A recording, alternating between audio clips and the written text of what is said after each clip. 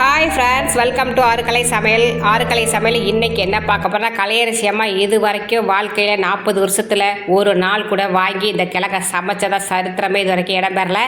ஆனால் சுபா வாரத்தில் ஒரு வாட்டியாவது வாங்கி கண்டிப்பாக அந்த கிழங்க சமைச்சிடுவேன். சேப்பங்கிழங்குன்னு பேருங்க இதுக்கு. இந்த சேப்பங்கிழங்கு நல்லாயிருக்கும், ஆனால் எண்ணெயில் நல்லா முறுமுறு சமைச்சோன்னு வச்சுக்கோங்க, சூப்பராக இருக்கும்.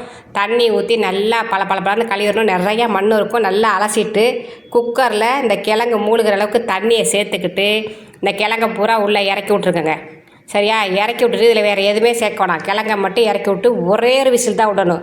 ஏன்னா இது ஒரு விசில் அப்படி பஞ்சு பஞ்சாக வெந்துருவாங்க. அதனால் ஒரே ஒரு விசில் மட்டும் விட்டு அடுப்பை அமர்த்திக்கலாம். சரியா? ஒரு விசில் விட்டு எடுத்துகிட்டு வந்தாச்சு. ஃப்ரெஷ்ஷர்லாம் போயிடுச்சு. இப்போ பாருங்கள், நல்லா ஆவியோடு இருக்காங்க. இப்போ கையை விட்டிங்கன்னு வச்சுக்கோங்க, கைக்கு பொறுப்பு சுபா இல்லை. அதனால் கத்தியை விட்டு அந்த கிழங்கை எடுத்து பாருங்கள், நல்லா சூப்பராக வந்திருக்கும். இப்போ இந்த தண்ணியை பூரா வடிச்சிட்டு பச்சை தண்ணி ஊற்றி அலசிக்கலாம். இல்லாட்டி நல்லா ஆற வச்சுருங்க. ஆற வச்சுட்டு தோலெல்லாம் உரித்து எடுத்துக்கலாம். நல்லா தோலெலாம் உரிக்க வந்துடும். கொஞ்சம் ஆனால் பிசு பிசு தான் இருக்கும். அப்புறம் சாப்பிடும்போது நல்லா டேஸ்ட்டாக இருக்கும். எதையுமே சமைக்கும்போது கஷ்டமாக இருக்கிறது தாங்க சாப்பிடும்போது டேஸ்ட்டாக இருக்கும். மீன் பாருங்கள், சுத்தம் பண்ணுறதுக்கு கஷ்டமாக இருக்கும். சாப்பிட்றப்போ எவ்வளோ டேஸ்ட்டாக இருக்குது. அதுபோல் தான் எல்லாமே.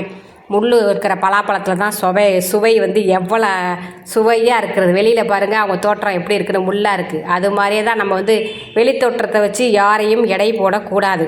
அவங்க மனசு பலாப்பழம் மாதிரி சுவீட்டாக கூட இருப்பாங்க. வெளியில் பார்க்க டெரர் முஞ்சா வச்சுக்கிட்டு இருப்பாங்க. அவங்கள பார்த்துட்டு பயப்படக்கூடாது. பழகி பார்த்தா தான் தெரியும். ஓகேவா? இப்போ கிழங்கோட தோலெல்லாம் நல்லா உரித்து எடுத்துக்கலாம். எல்லாத்தையும் உரிச்சிட்டு ரவுண்டாக நறுக்கிக்கலாம். சின்ன சின்னதாக உருளைக்கிழங்கெல்லாம் வீட்டில் செய்வோம்ல, அந்த மாதிரி நறுக்கிக்கலாம். உங்களுக்கு என்ன சைஸ் வேணுமோ அந்த சைஸில் நறுக்கி எடுத்துக்கலாம். நான் ரவுண்டாக நறுக்கிக்கிட்டேங்க. அது இந்த உருளைக்கிழங்கு ரவுண்டாக நறுக்கி போட்டு இருப்போம்ல, அது மாதிரி வறுக்கலாம் அப்படின்னு சொல்லிட்டு கத்தி எடுத்து அழகாக ரவுண்டாக நறுக்கியாச்சு. அதில் கொஞ்சம் அந்த சொடசெல்லாம் இருக்க தான் செய்யும்.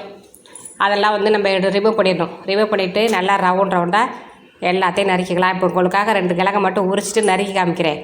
நான் எல்லாத்தையும் உரித்து எல்லா கிழங்கையும் நறுக்கிட்டு இருந்தேன்னு வச்சுக்கோங்க, வீடியோ பார்த்துக்கிட்டே நீங்கள் இருக்க வேண்டியதான். உங்கள் வீட்டில் ஒரு வேலையாகாது. சும்மாவே நீங்கள் யாரும் வீடியோ பார்க்குறதில்ல. இருந்தாலும் அதில் டைம் நான் வேஸ்ட்டு பண்ணேன்னு வச்சுக்கோங்க, சுத்தமாக அந்த பிள்ளைங்க வேறு வேலை இல்லை அப்படின்னு சொல்லிட்டு போயிடுவீங்க. அதனால் கொஞ்சம் கம்மி பண்ணிக்கிட்டு வீடியோ போட்டுட்ருக்கேன். இப்போ நான் பேச்சை குறைச்சிக்கிட்டு சும்மா பேசுகிறேம்மா அப்படிங்கிறீங்க. இந்த பேச்சு தாங்க ஒரு நாளைக்கு நான் பெரிய இடத்துக்கு கொண்டு போகும் அப்படிங்கிற நம்பிக்கையோடு பேசிகிட்டு இருக்கேன். ஓகேவா? எல்லா தோலையும் உரித்து அழகு போல் நறுக்கி வச்சாச்சு. எங்கள் ஒரு புறம் இருக்கட்டும்.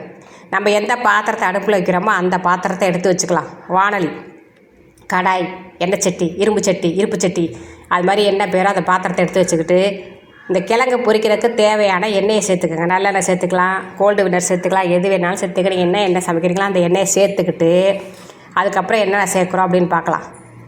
நான் கோல்டு வினர் தாங்க சேர்த்துக்கிட்டு இருக்கேன்.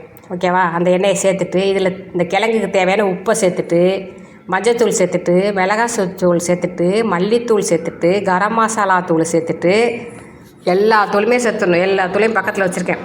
ஒவ்வொரு தூளாக நம்ம அதில் சேர்த்துக்கலாம். ஒரு தூள் பாக்கி இல்லாமல் எல்லா தூளையும் அந்த எண்ணெயில் சேர்த்துருங்க. ஓகேவா? இப்போ தூள் எல்லா தூளையும் போடுற என்னென்ன தூள்னு பார்த்துக்கோங்க.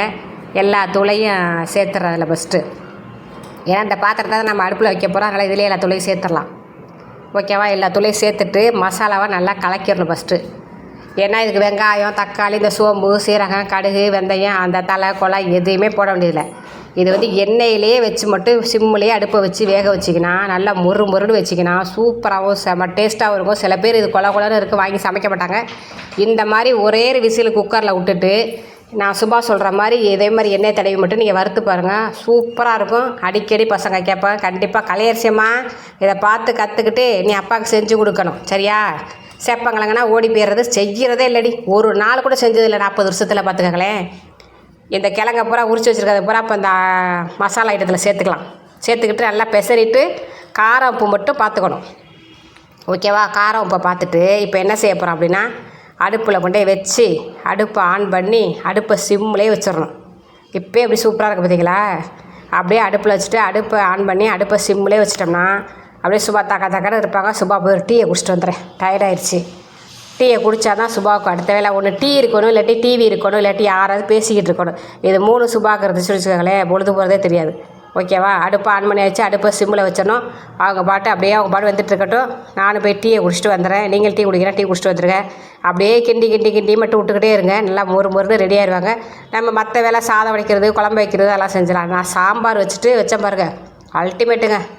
செம்மையாக இருந்துச்சு. பசங்க இது என்னம்மா உருளைக்கிழங்கு மாதிரி இல்லையே, வேறு மாதிரி இருக்குது, என்ன கிழங்கு ஆனால் நல்லா இருக்குது அப்படின்னு கேட்டாங்க. இது தாண்டி சேப்பங்கிழங்கு அப்படின்னு சொன்னேன். சேப்பங்கிழங்கா முன்னெல்லாம் செஞ்சீங்க, இப்போ செய்யலைன்னா என் அம்மா தான் ஊருக்கு போய் 1 மாதம் ஆச்சு, இப்போ தானே வந்து செய்கிறேன், அவனுமே அடிக்கடி செய்வோம், வாரம் ஒரு வாட்டி வாங்கி கண்டிப்பாக செஞ்சுருவோம் அப்படின்னு சொல்லிட்டு சுபாஷ் சொன்ன மாதிரியே கண்டிப்பாக நீங்கள் செஞ்சீங்கன்னா நல்லா மொறு சூப்பராக இருக்கும். அடுப்பை சிம்மில் வச்சு எண்ணெயிலே போக விடுங்க.